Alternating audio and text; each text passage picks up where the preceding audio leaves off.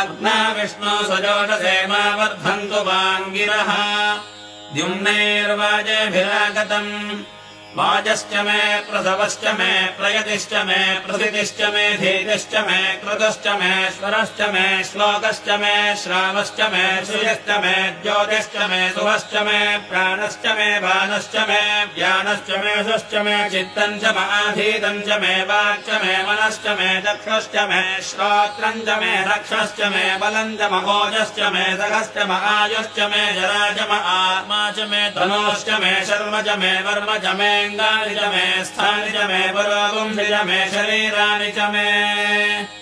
ज्येष्ठ्यम् च महाधिपत्यम् च मे मन्यश्च मे भामश्च मे मश्च मे भश्च मे धेमा च मे महिमा च मे परिमा च मे प्रथिमा च मे व्रह्मा च मे द्राभुजा च मे वृद्धम् च मे वृद्धिश्च मे सत्यम् च मे श्रद्धा च मे जगच्च मे धनम् च मे वसश्च मे कृषिश्च मे क्रीडा च मे मोदश्च मे जातम् च मे जनिष्यमानम् च मे सोक्तम् च मे सुकृतम् च मे वित्तम् च मे वेद्यम् च मे भूतम् च मे भविष्यच्च मे सुखम् च मे सुमधम् च मरुद्धम् च मरुद्भिश्च मे क्लुप्तम् च मे क्लुप्तिश्च मे मतिश्च मे सुमतिश्च मे शम् च मे मयश्च मे प्रियम् च मे नुकामश्च मे कामश्च मे